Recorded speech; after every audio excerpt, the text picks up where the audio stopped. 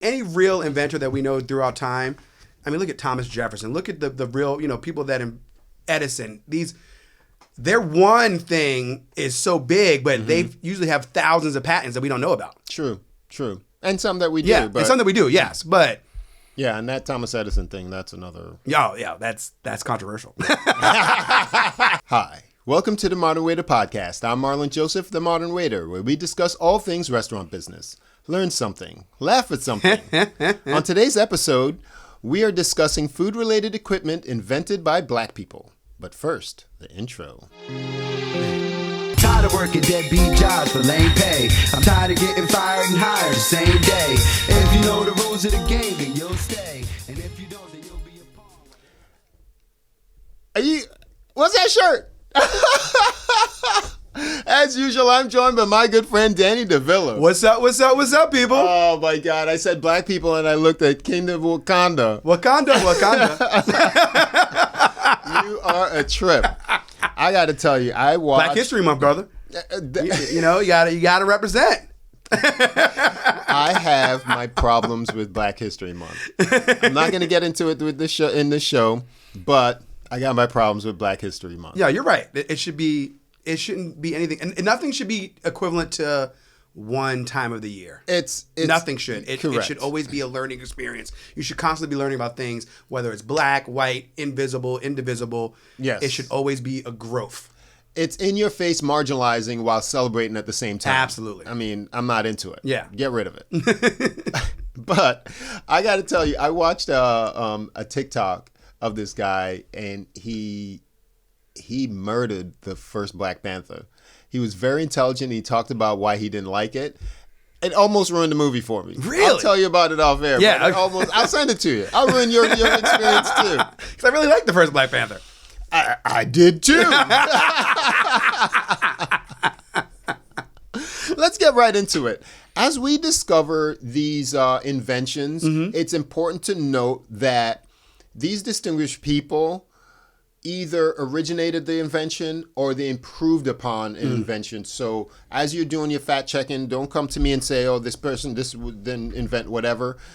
They grant patents to a lot of people, and the credit of inventing things is also a part of improving upon certain things. Yeah. So with that said, the automatic rotating oven was invented by Thomas J. Martin. Yes. Okay. This one was a hand crank. Gotcha. If I'm not mistaken. And so it was an early form of rotisserie oven, and it was designed to rotate food over a heat source, allowing for even cooking and browning. The oven was powered by a hand crank and could be used to cook a variety of foods, including roasts, poultry, and vegetables. The oven was also equipped with a thermometer. That is huge. Absolutely. That was in what, 1892? I just, it had to be an 18-something. 1892. 19th century for sure. So that's sure. a huge... Listen, when I first moved to Florida, there was La Granja that I used to do. I was in Hollywood, Florida. It's a chain. I think it was $4 or $5.99. You get a quarter chicken with rice, beans, and plantains. Boom. So delicious. Rotisserie, baby. Yeah. They have some that's a la brasa or plancha, whatever. They're on the thing, not the same. Yeah. The rotisserie chicken. So I when you go to Publix and you see the rotisserie, so the invention of that, the first iteration and things like that. That's huge. That's huge. Absolutely. For a restaurant. I mean, think about it. People, rotisserie chickens are huge right now too. Huge. Yeah. Big business. I mean, that's chicken in general. I mean, whether it's wings, whether it's fried chicken, whether it's the pollo tropical is very popular over here. I don't know if that's nationwide. No, that's it's regional, but it's big. It's really big in Florida, especially. But I don't South think Florida. they're rotisserie, as far as I know. I don't know. I've never been in there. Maybe they're baked. I don't know, but they're definitely. I don't think they're. I think they're on the flat top. Are I think they do their all chicken the- on the flat top. I don't know. I've Good never question. been. Have you ever been? Pollo, I eat pollo all the time. Really? Yeah. So you should know. But I get a bowl, so mine is different. I get like the breast. I do the Tropa Chop. Okay. Yeah. Okay. But I'm pretty sure it's rotisserie. I don't know. I got to go double check when I go inside. Gotcha. It's a drive-through spot for me. It's not a inside the restaurant kind of spot. So it's either baked or it's rotisserie style. Where is one here? Right up the street. Right by my house. Really? I can walk to it. Really? Right next to my Olive Garden. That's interesting because if I don't go to a restaurant, I don't even see them. You know what I mean? It's not on my map. It's not on my radar. That's wild. Right on your way to work if you're going towards my house. Okay. Yeah. Now, this Thomas J. Martin also was credited for the fire extinguisher. Really? Yes. So another tool that we use in a restaurant. Another tool that we use in the restaurant. His was a little bit different because he did a version of the fire extinguisher. So the original fire extinguisher was credited to Captain George William Manby with creating the modern style fire extinguisher, and Thomas Martin improved upon it with his version, and it was regarded as the first practical use of the fire extinguisher by many historians. Oh, really? Which was really cool. And as I did research, man, it's so interesting to know that these people weren't doing one-offs. You know, if this was a Black History Month of Black inventors, these people got like 40, 50, 200 inventions that were, you know. Think about, any major, any real inventor that we know throughout time. Look at Thomas Jefferson. Look at the real, people that Edison. Their one thing is so big, but they usually have thousands of patents that we don't know about. True. And some that we do. Yeah, and some that we do, yes. But yeah, and that Thomas Edison thing, that's another. Yeah, that's controversial. Now, the next one, the refrigerator invented by John Steinard, okay? The refrigerator. The refrigerator. But also, we have to understand that there's different iterations of the fridge, okay? So what I believe from, so let's... Was this like the original icebox kind of thing? Or was it or this is the one where we started adding gas and make refrigeration? I like where your head's at. So let's celebrate the man briefly first, okay? So his name in some iterations is Standard, but it's actually Steinard according to his patent filings, okay? And so the inventor, he held over 200 patents, and he was best known for his inventions in the electrical engineering, telecommunications, and audio technology. And most notable is the telephone switchboard. Oh, wow. And what's now known as the better refrigerator. Boom. And that's what we're going to talk about. Yeah. The better refrigerator is he did not invent the refrigerator himself, but he created a manually filled ice chamber that was separate from the refrigerator. Okay? So if you think about, those of you who really don't know how your fridge works, there's only one thing that the fridge does. It makes cold. Yeah. And there is a pass-through from the freezer to the refrigerator side. So as it goes from the fridge, then that's what the fridge is regulating. Yeah. That pass-through air from that super chill to the refrigerator, and then how things stack. It's really pretty interesting how they're able to achieve those things. And the ice-filled chamber was located at the left bottom corner area of the unit, while the main refrigerator section was to the right. So you were on the right track with the ice box, but he did the pass-through and things like that. Yeah, it's pretty pretty crazy. Now, with the refrigeration, there was another gentleman called Frederick McKinley Jones in 1935. This guy, also an African-American inventor, he was born in Cincinnati in 1893. He was a self-taught mechanic and inventor who developed a number of inventions related to the refrigerator and air conditioning. His invention of the refrigerator revolutionized the food industry and made it possible to store food for longer periods of time. Jones was awarded the National Medal of Technology in 1991 for his invention of the refrigerator, pioneering for mobile refrigeration units that led to the transport for the formation of the Thermo King Corporation in Minneapolis. So, really? He made up Thermo King? His designs was the basis for that. So basically, his contribution was for revolutionizing the field of transport refrigeration for trucks, rail cars, and ships. So he made it he made it very convenient for Americans to eat during the middle of the summer and which is huge. Which is huge. He also developed air conditioning units for the military and field hospitals, refrigeration of blood and things like that, and military field kitchens. Insane. Yeah. Yeah.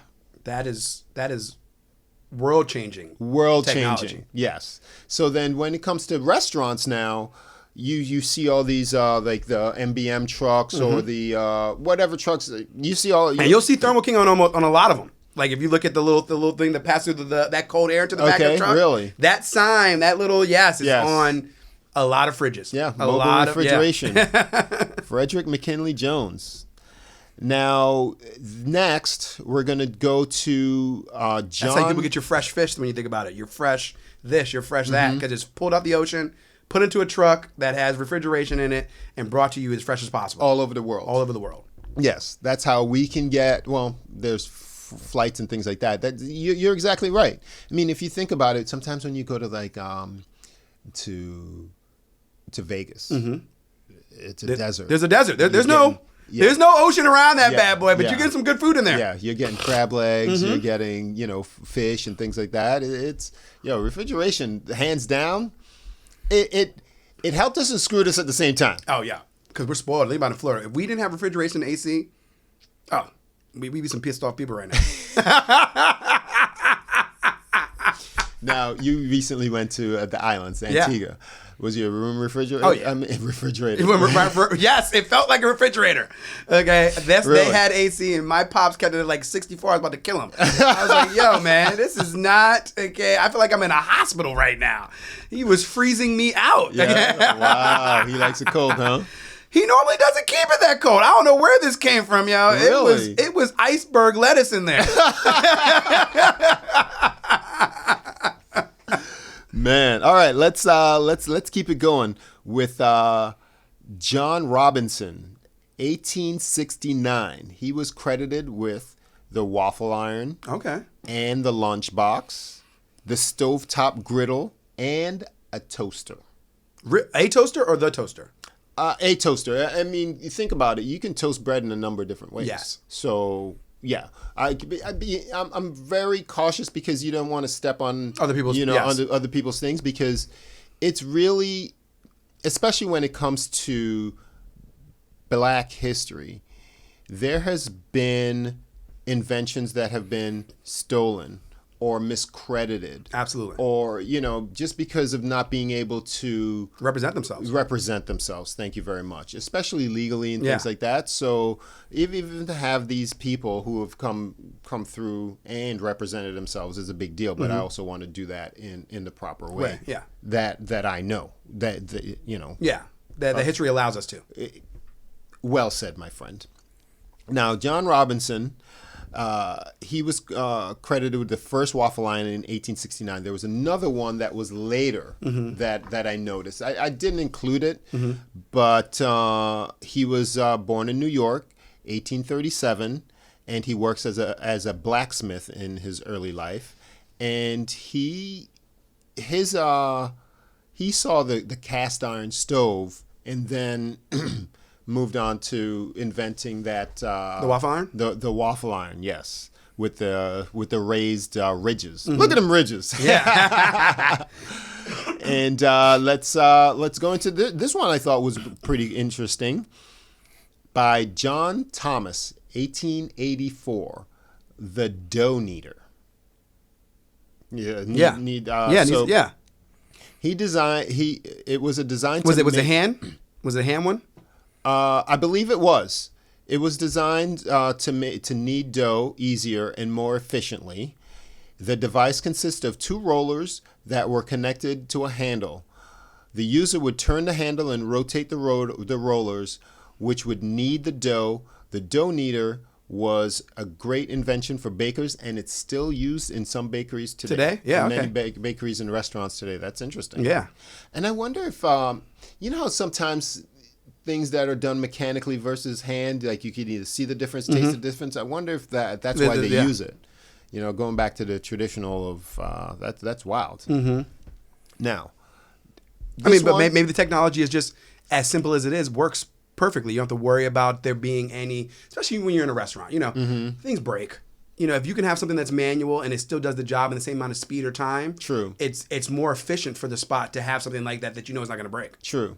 That's a good point. Yeah. And there's something to be said about being engaged into the activity that you're doing, because if you leave something and set it and forget it, yeah, you could forget about it. You can forget about it, and even if it's automatic timer, when it comes to dough, like the temperature is very important. If you pull away for too long, it hardens up on you. There's multiple things. Okay? Yes, multiple things. So that dough's alive. That dough is alive. That dough is alive. Now this one is George Crumb, my man. Let's give it up for this black man because he did the deep fryer. Oh, my man. My man. I mean, think about it. Donuts, chicken. Yeah, there's so much. It's endless. It's endless. The things you can deep fry is endless. Okay. Endless. You can deep fry Twinkies. Fried Twinkies. You deep fried when I was at your spot years ago. Patrick. He deep fried. What did he do? He did a Snickers bar. Peanut butter and jelly. Peanut butter. Yeah, he did. I brought in a peanut butter and jelly sandwich. I was like, man, that's insane. Yeah, it's so good. So good. Yo, it's criminal.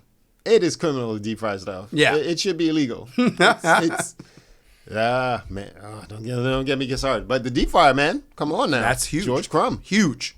Yeah, that is something that's found in every restaurant. Every restaurant. Bro, period. That's a must. That's a must. That's a must. Okay, that's not even American. That's got to be worldwide now, right? It's got to be. It's got to be. Well, who's not frying stuff? Who's not frying something? Chips. And yeah, exactly. There's so French much. Fries. Everything. At the very least. At the bare minimum. Everybody finds. Fish and chips. Fish and chips. Yes. All of it. I'm tempura. Tempura. Yes. Japanese. It don't matter where you at, you're deep frying. Yeah, they may not use a fryer, but a version of it. A version of it. Yes. Yeah, man. That was 1853. Deep frying stuff. Hey, how you want it? How you want it? Yeah, I want it. And then we're gonna round it out with the last one. This one, I can see how it would come about. Mr. Alfred L. Crail. I don't know if I'm saying that. C-R-A-L-L-E. Crayle, Crail, Crow, Crala. Oh, no, it sounds good to me. Sounds good to me. He's from Pittsburgh, and he's best known for inventing the ice cream scoop. Like remember, the ice cream scoop was just without that mechanical lever. That was just the thicker handle spoon. Yeah. He observed a lady serving ice cream from a spoon and was inspired. So I don't know if that's the version with the lever. Okay, or just the design of the scoop itself. Yes, because like the one that has the scoop that you could do like the hard scoop. Yeah. Yes, the hard scoop. Yeah. Yes, and that is huge. That's huge, if nothing else. Yeah. That's up there with the fryer. Ice cream, baby. Ice cream, baby. Fried ice cream. Way to bring it home. I love it. Which invention do you think is the most important? I mean, I'll give you my three. Okay. I have three. I'll say the fryer. Okay. Okay. The refrigeration. Huge. And there was one more. I mean, the ice cream is huge because it's huge. Yes. Well, I mean, we don't even know which version, but yes. So those would be my three. Okay. I'm with you with the refrigeration. Oh yeah, huge. The particularly the mobile refrigerator. Yeah. You were going to figure out refrigeration for the home. Eventually. Yes. Ice box to motorized things, and then there's compressors and condensers and absolutely the coolant and all that stuff. But mobile changes the game. Okay, from bringing to pulling from the ocean or pulling from where you're at and being able to refrigerate immediately gives you the ability to last at least a week. Yeah. Okay, which is huge. Yes. Which is huge. Okay, that changed the game. If you're able to take away a pain point, you that's your $1 million idea. I have longed tried to figure out a way to automatically roll silverware in a restaurant. Because that is a pain point. If you think about your employees sitting around rolling silverware for God knows. I mean, and I know why. You know, it's easier easily portable. Mm-hmm. But if we can find a way to invent a silverware roller, I mean, come on now. True. Have that bad boy in the corner. Boom, boom, boom. Bus tub on Turn, the bus yeah. tub. Turn, turn, turn. I think about it all the time. Either a napkin folder. Would you have to drop. We'll figure it out. Maybe that's we're gonna talk about this off air. What's an invention you wish that would make your job easier in the restaurant or in life in general? Yes. If you're Okay. on YouTube, leave us a comment. If you're listening to us by audio, you can reach me at the Modern Waiter Podcast on Instagram or themodernwaiter@gmail.com. Reach out to us. I answer everyone as long as you're polite and, constructive. Yes. I take constructive criticism, but if you're not polite, like I'm polite to everyone, be polite to us. Yeah, that's that should be given. It's the golden rule. Exactly. This is number Speak one. to people how you want to be spoken. Okay. Correct, but somehow people communicate to the level of their emotional stability. Yes. So that's how that goes. That's how that goes. I'm Marlon Joseph, the Modern Waiter. I'm Danny Villas. Subscribe, people. We'll see you next time. Later. Like damn, here we go again.